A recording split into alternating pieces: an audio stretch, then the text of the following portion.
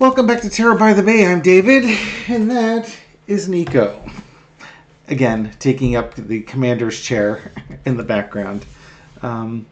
So, I mentioned in a previous video that we normally put Elle the kitten in my office at night. Last 2 nights, the cats have been allowed to have free run of the house. Michelle and I close our bedroom doors so that we don't have to deal with their free run of the house as freely as they might want. When I got up this morning, I had to get up early for work. The kitten came out to greet me. Now, mind you, the kitten's a year old, so she's not really a kitten anymore, but that's kind of how she's referred to here. Comes out to greet me, and I look around, it's like, okay, where's the cat? And look in here, and he's asleep on the chair again. So for 2 nights in a row, he has slept on my office chair. That's where she usually sleeps every night that she's locked in the office. So, and I think she hangs out in the office with him because she likes the company, but he's stolen her chair, her primary bed. Cats. That's cats for you. Okay. So a couple days ago, Pete Hegseth went through a grilling. It's a half a grilled cheese sandwich by the Armed Services Committee, of which some of the hard-hitting questions included, how many push-ups did you do today, and what kind of how many bullets are in a magazine for a Beretta. Hard-hitting stuff that maybe a soldier might need to know the answer to, but not somebody who's going to be the Secretary of Defense. Those are pretty granular questions of, what type of battery goes in night vision goggles. The Secretary of Defense doesn't need to know that level of detail of Army kit. The Secretary of Defense might be better off knowing, do we have secure supply chains to provide night vision goggles to the men and women in combat areas or for training or something like that. You have to have that big picture stuff. What are you going to do in the middle? What's your strategy for the Middle East? Not, do you know the way to the mess hall? That type of stuff. Republicans are ridiculous. And then Miss Bondi here, who's going to be the new AG, she at least has qualifications for it. But like Hegseth, she can't say a bad word against Trump. Or, as we've seen with all Trump acolytes, they can't say anything that will upset dear leader. When asked if she would, when he was asked if he would execute an unlawful order, such as shooting protesters in the legs that are, when asked to clear it out, he was like, well, I wouldn't dare commit an answer before on a hypothetical. And this wasn't a hypothetical. This is what this is what the previous Secretary of Defense was told to do. And he's like hemming and hawing. Same thing with her. When asked who won the 2020 election, her answer was, Joe Biden's the president. The question, is Joe Biden the president of the United States? That's the right question to ask to get the answer, yes, Joe Biden is the president of the United States. And then the woman who asked that said, I can say Donald Trump won the 2024 election. I may not like it, but I can say it. How come you can't? These people. They are a absolute train wreck, and they're the epitome of everything that's wrong with Trump and those that he chooses for positions of power here. I record this on January 16th at 5 o'clock Pacific time. 5 in the evening Pacific time. We've got 4 days before, or 4.5 days before the inauguration. Is it even 4.5? It's 3.5 days, right? Yeah. Before the inauguration happens. If anything's going to happen to prevent Trump from being inaugurated, they better get going. The train, you're playing a game of chicken, and the other car is getting real close. We're almost able to see the whites of their eyes. So I want to look at the energy of Trump's cabinet picks. And the kind of the bigger picture of, as opposed to just looking at Hegseth, which I've already done, and I didn't even do a reading on Bondi, much less anybody else who's interviewing for positions here. I want to look at, just the general train wreck that will be his cabinet and how that's going to look. Because it could just be, again, just like he wanted Mike Johnson to be the Speaker of the House. He won that battle, but did he actually get stuck with an inferior product? Is having Mike Johnson going to help him lose the war? So having a Pete Hegseth, having I think her name was Pam Bondi, are those people, if they get confirmed, just going to speed up the demise of this administration because of the gross incompetence or the fawning loyalty that they have to a dictator-in-chief? Okay? So that's what I want to look at here. This is for entertainment purposes only. Come on down. Let's take a look. Let's look at the general vibe around Trump's cabinet picks, and then we'll look to see if they will accelerate the undoing of this administration. Foundation of the reading is the Nine of Cups. Trump's got his quote-unquote dream team all lined up, ready to go. The dictator. Potato is not a kind word in today's slang, by the way. He's got... And here's the thing. He's picked these people with Elon's help. Or Elon's picked these people and Trump got paid to agree with them. Because this is also my Elon Musk card here. They've got their dream team. And what's going to be the challenge with this dream team here? That they might actually get in. Once they're in, they're this person's problem. I mean, don't get me wrong, they're our problem, because we're going to have to deal with the fallout of them. But remember, dear leader and Elon Musk are very similar. They're putting the devil cards for both of them. They are not the type of person who accepts blame or responsibility for anything that goes wrong. These are your latest willing acolytes and scapegoats coming in. In the past, you got the King of Wands. Big, strong man, pick his cabinet, get out of way. This kind of short-sighted, I'm going to take the most manly man, the most toxic masculinity wherever possible. Now, mind you, Miss Bondi is not a manly man or toxic masculinity per se. But remember, it was going to be Matt Gaetz before that. So, she's at least an upgrade, as in she's not quite as horrible, but she's every bit as fawning as Matt Gaetz would be. And she also would not rule out investigations into Trump's foes, because that's exactly what we need the Attorney General to do. Current situation is the World card.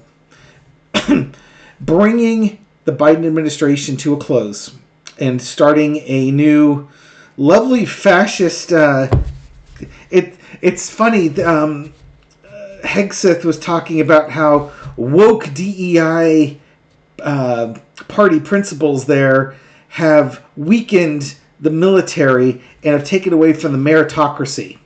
Meritocracy is basically being promoted based on merits. It was kind of one of the undoing of the British military for quite a while, because if you were a lord or a nobility, then you automatically became an officer in the military, regardless if you had any actual skills or aptitude for the job. And that's his concern here. Yet, here's some guy who's a major in the National Guard who's going to be put as the Secretary of Defense, and he has zero experience to actually run this job.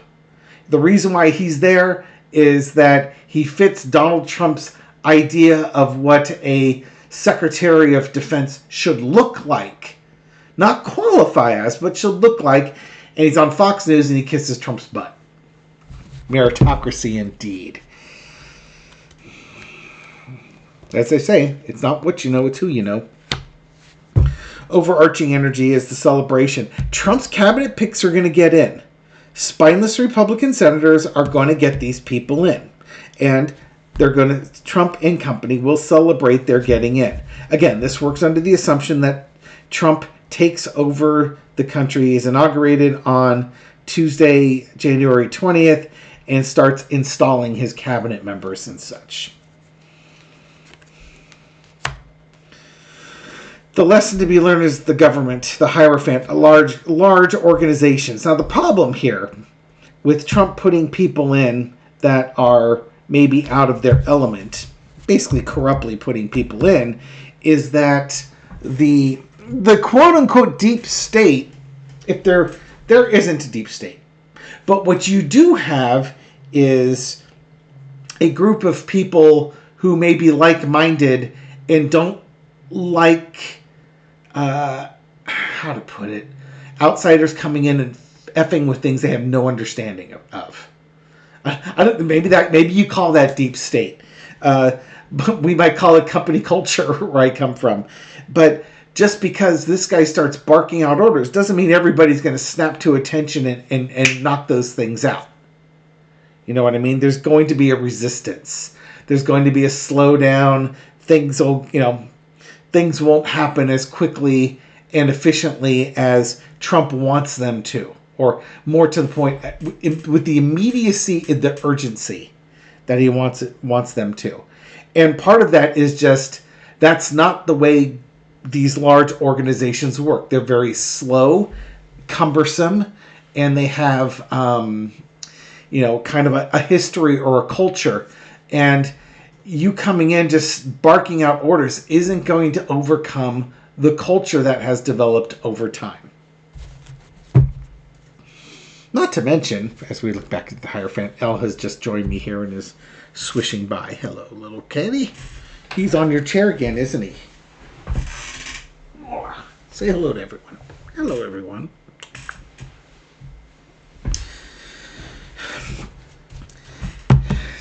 Things are going to take a while. Not to mention, there are going to be senators and congresspeople who, as I've mentioned, they are saddled up to the food trough and they are gorging themselves on money and power. And the last thing they want to do is have somebody come in here and mess up the gravy train. They'll approve of his cabinet picks, but, let's say Hegseth goes in there and says, you know what, we want to get rid of these programs. They're too woke. Well, there's going to be some senators out there that are like, you know what, I want that program to stay. And so there's going to be resistance because it benefits them. Or maybe they get kickbacks from PACs or lobbies or something along those lines. The level of corruption is going to be there and you have to kind of work with it as opposed to strong arm it out of the way. Outcome is the Two of Cups. There's going to be agreements. Now we're talking about the general vibe of his cabinet picks. They're going to get in there. Some may even be bipartisan in a way in getting in, but they are going to be tied to Trump. And Trump can try and blame the Democrats, but it's just going to be one of those things that he gets his people in, but that doesn't mean that they're going to be wildly successful at what they do. But he's going to get them in. These senators, they're not interested in losing power, but, they'll give Trump his victories. They'll give him his Two of Cups moments that they'll approve his secretaries and his cabinet and such to appease Donald Trump. So they can continue the business of running the country as a government official and thrive as they currently do with that. Now, for Trump's benefit, by having his acolytes in there, that's going to make things difficult for J.D. Vance should J.D. Vance try and 25th Amendment the guy. Because if Trump's out there, talking, screaming at the wall because he's gone full potato, and Vance is going to want a 25th Amendment she just came up. She's looking for food. Because he's crazy, and Vance is going to be like, we got to get rid of him. They're not going to let him. Cuckoo for Cocoa Puffs gets to stay in because we're fanatics first, and, the Constitution comes second type of thing. It gets doubly worse if Vance tries to do it because Peter Thiel and Elon Musk tell him it's time to get rid of Trump. We want you in charge so you can implement Project 2025. And Trump's got fanatics in those positions because you have to have like half the cabinet agree to it. And there may be some that just will refuse. And now you've got this massive civil war going on in the Republican Party. Basically, their own form of traitorous behavior and how that will impact it. Okay. The question I wanted to ask as a follow-up, as I ramble on here, is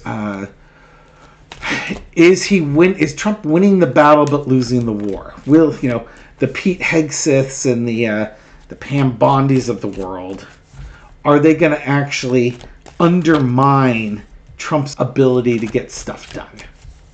Are they basically, are they going to be kind of disliked or even despised to the point where they really can't get anything done because nobody's willing to work with them? Foundation of the reading is the Devil card. I would say that the corrupt nature of their appointments is going to be problematic. Two of Wands.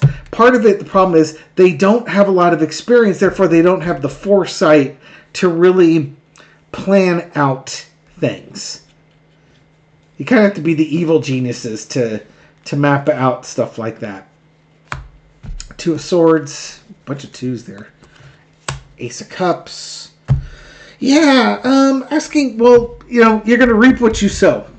You pick the wrong people because they make you feel good. Pam Bondi was the Florida Attorney General who contemplated joining other states in a lawsuit against Trump University for basically being a fake university and bilking people out of their money, until a $25,000 check came from Trump Charities into her campaign coffers, and then she opted not to pursue joining other states in suing Trump University, which those other states won like $80 million in compensation for the victims of that. She could be bought. She was promised some type of cabinet position the first time around, didn't get it because of that check, and now hopefully enough time has gone by that she can now sort of skate by that. But it's the choices that he makes that's going to be the undoing, because these folks don't really have a lot of foresight. They're coming in sort of flat-footed. They don't have a vision of what needs to be done. They're passionate. They'll do anything dear leader asks them to do, but they don't necessarily know how to do it. And you're going to reap what you sow. Steve Bannon was dangerous because he kind of had an idea of the prioritizing things and getting things done. These folks coming in, like when you have who was that first? The Keebler-Elf that he had as his first Attorney General. I always forget his name. Crap, I have to look it up. Hang on. Jeff Sessions. No, I don't have to look it up. Jeff Sessions. Jeff Sessions knew how to be a corrupt Attorney General. But the problem is, the level of corruption Trump wanted him to do, Sessions was savvy enough to say, I'm not doing that. I'll help you. I'll carry a lot of water for you, but not Bill Barr levels of water. Sessions wasn't a fool. He didn't want to, torpedo his freedom in the future. Bill Barr doesn't care nearly as much because he's probably just that much more clever and that much more sneaky and can get around it. This Miss Bondi, she better be careful. She might be setting herself up. That's all I'm saying with that. Okay. Anything else with that? It's just a little four-carder for the spirit. Anything else you want to share with Trump and his cabinet picks? This, again, assumes that Trump gets in and his cabinet picks are being put into power. Four-carder, call it good. I'll end this reading. Justice. I like that card. It's one of my favorite cards in the deck currently. 10 of coins, money and pedigree, temperance, things take time. Oh, look at these 10s. And bringing things to a close.